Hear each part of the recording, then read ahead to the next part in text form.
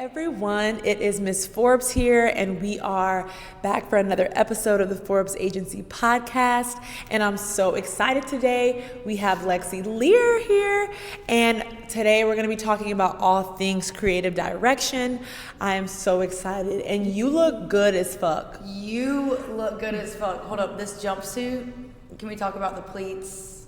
It's a. Is it giving? Is it very demure? Is it giving? It's very demure, very mindful. You are giving me demure, rich New York vibes. Like, are we in Louisiana? I feel like we are not giving Louisiana. We're in New York. Let's pretend we're in New York. We can manifest New York Fashion Week real quick. We will be there. Mm-hmm. Y'all heard it here. We will be there. I'm so excited to be talking about creative direction today, and I want to give you guys a little intro for Lexi so you know a little bit about who she is and what she does before we jump into the conversation. Lexi Lieux is a freelance stylist, creative, and she's the founder of Dirt, a styling and lifestyle brand where creative expression bends the natural laws of fashion while also offering creative services. Prior to studying sociology, I got her. Sociology. High five. She also dipped her feet in the industrial pool of fashion while moving to Denver, Colorado following the pandemic. Working alongside vintage stylists, designers, and resellers truly drove her to a passion in the world where sustainability and fashion meet. After attending both Denver and New York Fashion Week and 2 years of ThriftCon, she has taken her talents back home to the swamps. Shout out to the swamps.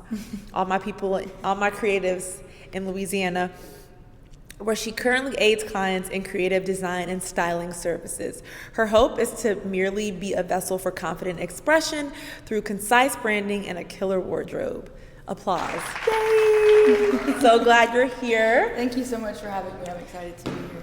Yeah, so I basically want to get into your creative process because styling is so important. And like when you walked in, I could tell, I feel like all of my stylist friends, you can tell they're a stylist because it's just this energy that they have. Like they really were intentional about the things that they're wearing. And I remember talking with you and you were like, yeah, I'm making my outfit. And I was like, wow, she's like making her outfit. Like it's an intentionality about it. And give me the details of the outfit and give me your backstory. Tell me about your process because I'm dying to know. Okay, so I don't make clothes from scratch. I haven't gotten that far yet, but fingers crossed. Right, make your outfit, like piecing it together with different things. But I do like to upcycle things, and I do like to give things a new life. This was just a solid black blazer that I've had in my closet for probably 6 years at this point. You know, to go to, you can wear it as a dress. Every girl has to have, yes. Every should all have a black blazer. 100%. Because of moments like this, because I'm like, what can I wear that's professional? It gives business professional, but it also gives creative, and it taps into exactly what my brand is showcasing. And so the first launch post that I made, I did the graphics for, and it was like a red stiletto with very like black and white marquee letters, and it just gives very like old Hollywood meets New York sort of vibe. Old money. Right. So I usually go with what the theme of the colors of my theme are. So it's usually black, red, some silver, some grunge, some edge, but also maybe some cream, and to lighten it up like a coral instead of a red maybe. And so for this in particular, like I said, I wanted to keep it business girly, but also sexy business girly. So I was like, we gotta rock with the boots. The boots are a staple. Me, whenever I'm piecing together an outfit, I'm always gotta have a statement piece, whether it be a baggy pant or a fancy, nice, illustrious jacket or big boots or a nice Louboutin heel. Whether or not something has gotta be the forefront that really helps you shape an outfit around that.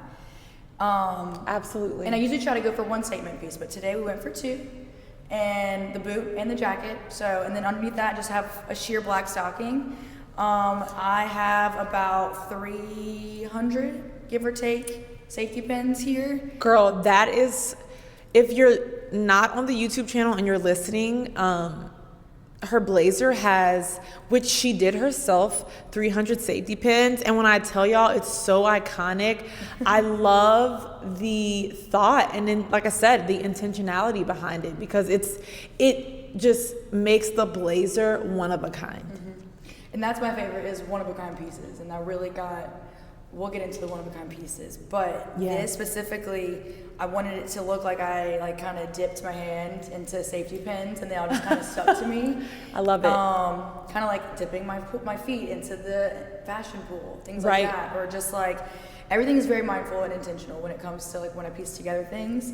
This I made like a sleeve of 11 tied strands of red ribbon to make it look like resemble heart on my sleeve. Because if you know me, I very much wear my heart on my sleeve. I'm very outward with my opinions and my emotions and how I feel. You can tell, if not on my face, by my words. So I wanted to resemble that, as also I really try to tap into my creativity of how I am day to day and trying to keep it as authentic as possible. And like I said, if you know me, you know I'm very outward with my emotions and very accepting of them. So I try to channel that with fashion as well. And I feel like if I'm trying to tell who I am by a statement piece, this kind of does all of it. It kind of says like, you know, when you think of barbed wire, when you think of safety pins, it's like very tough. Nobody wants to touch. And so it's kind of like an exterior hard shell that I tend to keep for myself, while also having the balance of wearing my heart on my sleeve. And this kind of goes into it. This was a gift from my partner, and I love mixing metals, number one, and number two, it just kind of goes with the thing of having your heart on your sleeve. So I love that's the fit. Yes, the fit is 10 out of 10. Thank you. I love how you talked about when you created your business, you did your graphic, and when I originally saw your page for the first time, the energy that the graphic embodies, and then seeing you, it's like streamlined, like it's completely, it all blends together. And that is what being a creative director is. When we, as a creative entrepreneur, are running our business, we're not only thinking about the day-to-day service that we're offering to the public, but we're thinking about what we want people to feel. So we have to have that aesthetic, especially in fashion, anything in the fashion industry. We're trying to tell a story based on what we're wearing. Right. So I love that you put so much thought into it. And a lot of creatives, we are so emotional, and we use our emotions to fuel our businesses, right? So like with the Forbes agency, I love people. I love people that do fashion, models, and people that are in that industry. So being able to connect with people and finding ways that I can make my business embody that, it's all a part of creative direction. We're all creative directors. And if you are a creative entrepreneur, you're a creative director, you know? And truly, if you're a human being, you are the creative director of your life, you know? I was about to say the exact same thing, is everybody is a creative director of their own life. You know, if you look in somebody's wardrobe, you can kind of get a glimpse of who they are as a person. And I'm not to say, not in a condescending or a shallow way, but not everybody has to express themselves through their wardrobe. They do it through art, they do it through music, they do it through what they drive or how they write or how they speak. But a lot of times you can tell a lot about a person by what they wear, by how they choose to present themselves to the world. And if they choose not to present themselves to the world, you can also read a lot about a person. That still tells you a lot about the, yes. And it's important to note, I think that for anyone listening to this podcast, you know, we stress the term creatives and creative entrepreneurs, but being creative can look like one thing for me and one thing for you.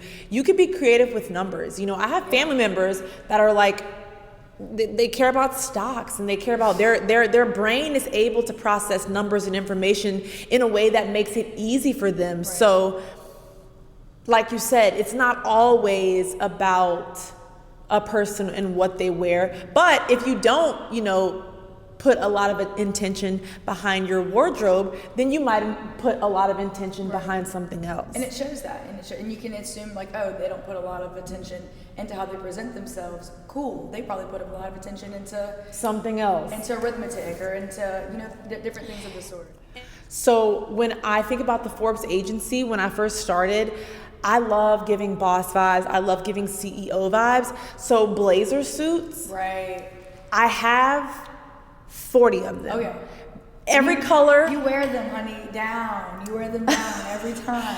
Yeah, Every because time. I like being a pretty face, but like I want people to know like I really do mean business. I really am about my business. And I think that says a lot about me and my personality. And I'm not a stylist per se. I appreciate how much stylists put intention behind their clothes though, because I am not like, that's not my gift, but I'm gonna try, I'm gonna put on a blazer suit. That's my thing that I try to remember is that creativity is inclusivity. And it's anybody can be creative, you know what I mean? And if you don't think that you're creative, you're not looking in this, you're comparing yourself in a sense.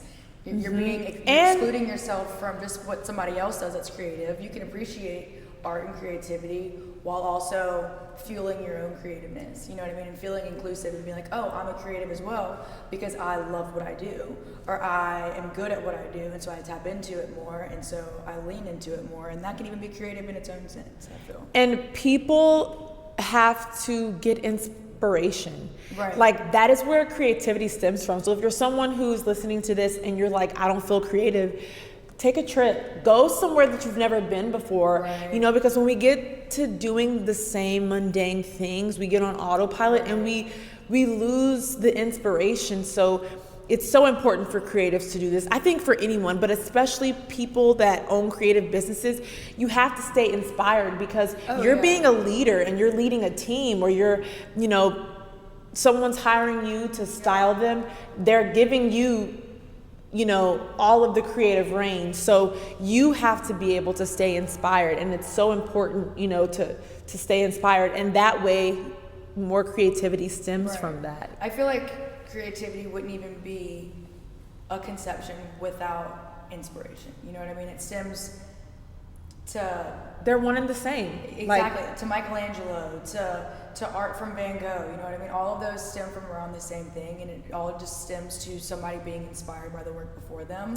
Oh my God, that's so good. Everything. And like me, the idea from this outfit, Pinterest, girl, New York City, me being in New York and me just being around creatives and just seeing somebody walking to get a bagel, dressed down to the tens, wearing a gown, okay, as she should. Y'all love to dress like you're going to a fashion show in New York. Like New Yorkers, how do y'all do it? We need to take a trip and do like a vlog. We need to go to New York. I know that I will come back so inspired. I do nothing. Sometimes I go to New York and I have no plans, and it's just for me to simply have my own fashion show. Simply for me to feel comfortable enough to try on clothes. Can we and talk walk about through this? The city. This is something that I think that is missing in smaller cities. Oh, 100%. Always being overdressed, but you get to the point to where like you're not fazed by being overdressed. Yeah. But I want to dress up. Like that's why I like having events and like doing different things, because we can dress up and we can get fancy, and it doesn't have to be your birthday for you to be. That is the whole premise on why I style, is because like I was always looking for an occasion. I was always wanting to play dress up. Like as a kid, I could never let that go. Like even until like going to prom and I was a cheerleader growing up, and so like I was always able to put on a dress up outfit or play a character throughout what I wore. You know what I mean? Being a cheerleader, I put on like a cheerleading costume. Yeah. And then you go to prom, and then you go to homecoming, and you always have a chance to dress up. And then, you're going for job interviews when you're in college, and even semi-formals and events like that and date parties. And then once you get out of that into adulthood, you're like, okay, what can I dress up for now? How can I play dress up? How can I fuel my inner child and still like have fun and be expressive with my clothes? And so I'm like, okay, I can help other people do it. If I can't do it every day, then I can find a way to help other people, or surround myself in environments and cities where that bring that out of you. Yeah. Absolutely. That's so good. And this is your nudge to not need an occasion to dress up. Like, I love when my friends overdress. You know what I mean? Like, because again, it's going back to the creativity. And something you said earlier, which is so important, which I think keeps all creatives humble, or at least keeps me humble. We are all borrowing ideas from God, essentially, because he created everything. But nothing is really original, but we obviously, have our own flair, and no one can do something like you can do make it. Your own, Yes, we make things our own, but it's funny because sometimes people are like, oh, when we put things out on social media. For me, this is a personal story. Like when I was running the Forbes agency in like the first 5 years, I would get so mad when people would like host a workshop right after I host one, or they would like even hashtag the Forbes agency, or people would like try to do similar things or like make agencies. And truly, is that not what inspiration is? Like, we can't say we want to feel inspired, and it took a lot of self-healing and a lot of self-growth. But, as long as obviously someone is not stealing your work, right. Like we have boundaries, we have things that like are not healthy and not okay. But, we are inspired. So now, coming back into this space and relaunching, I have a whole different perspective, and it lets me know that like I'm doing something that's invoking an energy in someone that is inspiring them to be creative. Yeah. And that's why we're here. We're here to love people and create things and make things and share our gifts with people. And if we inspire people to try to, maybe they just needed some inspiration, so. I think there's a thin line between letting your ideas inspire people and being fulfilled in that, and also having ego at the front of that. And I feel like ego is a very thin line to walk, especially as a creative, because you want to be proud in your work, and you want to be the only one that believes in your work at the forefront of it, but you also need to have a humble ego and be like, look at a situation like you did 5 years ago, and instead of looking at it like, that girl's why are you doing my stuff? Yes. So many idea, be like, good for her. She'll never do it like me. She can't do it like me, but I'm glad she tried. That's the healing part. And not even in a negative way. Like, I'm happy that everybody's on the train now. I'm happy that you're joining the club and seeing, oh, this is how you succeed. This is how you become successful. This is how you portray your ideas. Mm-hmm. They need to walk a line also of course, of respectfulness of a creative idea of where it came from. But I definitely feel like as a creative, you have to know when to let your ego rise above rationality, for sure. Yeah, it's a balance. And like I was going to say, that's where the healing comes in. And what you said, like, no one is you. Mm-hmm. And it's such a cliche. We hear all of these cliche things, but when you're really on your healing journey or over things that used to bother you, you really realize like a lot of these cliche things, like sayings like no one is you and that's your power, it actually is the truth. That's so funny you say that, because I don't know what I was doing. It was the other day, and I just thought like of a silly cliche, and I was like, it might have been like the grass is greener or something like that. The grass is greener where you water it. Like sitting there and being like, damn, that has never, like, now I get it. Like with age and with like experience and knowledge, you really, like, the cliches finally hit you. And I just thought to myself one day of being like, give me 15 years, and I'm gonna be that older person that like looks down at younger people, not in a looking down way, but like says a cliche, and I know it doesn't hit them how it hits me, but I know that one day it will. And I'm just like, one day you will hear this, because I heard that from people. One day it'll hit you. One day you'll understand this a little bit better. And so I think I had that one day the other day with a certain cliche, and I was like, wow. I actually mean like cliches. Yeah, you get it. They really do hit different when you're really like working on yourself. Yeah. And back to styling, like, or really any creative business, as you grow and like get more in tune with like your own creativity, inspiration, that's when you learn your brand, and that's when you learn what it is that you want to create, and staying within those lines. Like how you said, dirt, you want to do sustainability, you want to be clean, but you also want to give like that old Hollywood look, and you're just knowing yourself more and more.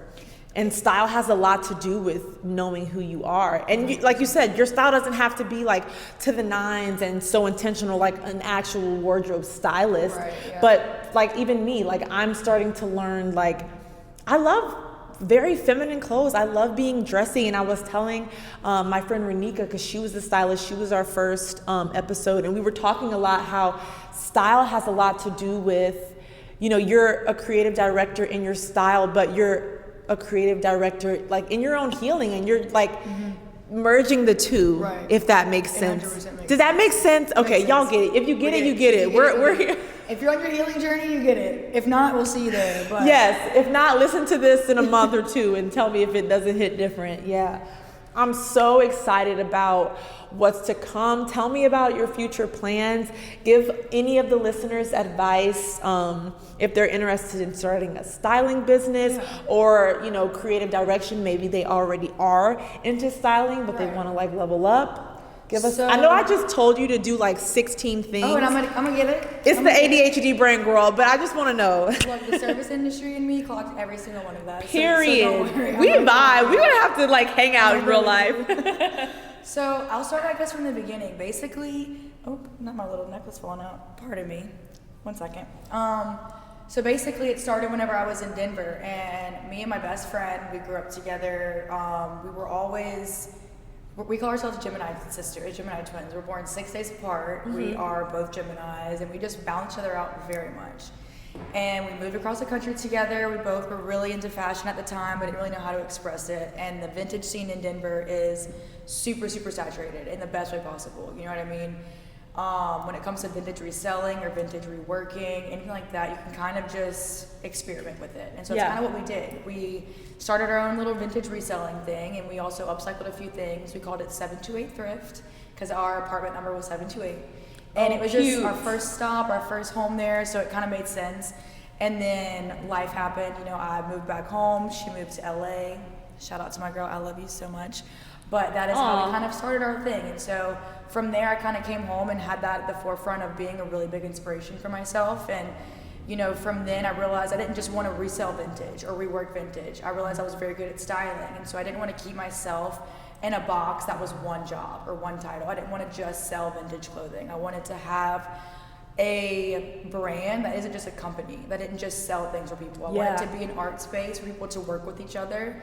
And I also want it to be a thing where we can vibe off each other's emotions and vibe off of each other's creative opinions. And if you need help with a graphic design for a new event, sure. If you need a styling person for that event, sure. If you need your wardrobe revamped, sure.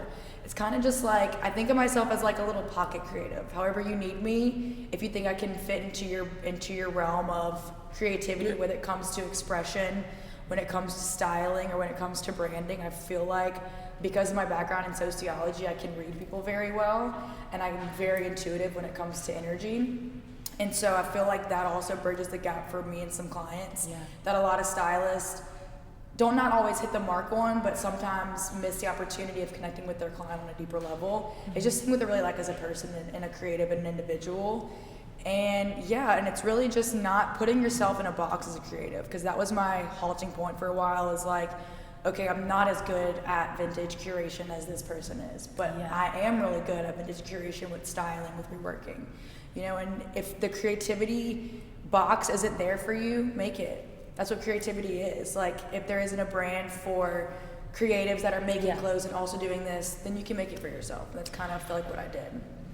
That's so good. And it's so important to not, like, we are all in our own lane. And I think when we start looking at people and I posted about this the other day, it's important to nurture your growth as a creative. Because when we start wanting to be where someone else is, when we don't even know their story, we don't even know where they've been, we don't even know what they've done.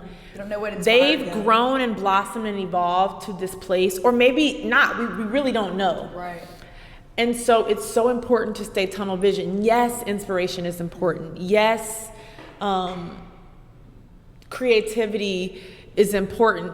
But if you don't have the creativity, like, maybe it's just some things that you need to, like, figure out, you know, what does inspire you. Right. And that way you're not in this competitive spirit, like, oh, well, this person does this and this person does that, because it gets competitive. Like, in life in general, if you live in America, we all want more followers, we want more money, we want all of these things. But we have to, like, know when it's time to slow it down, and, like, know when it's time to just like ground yourself.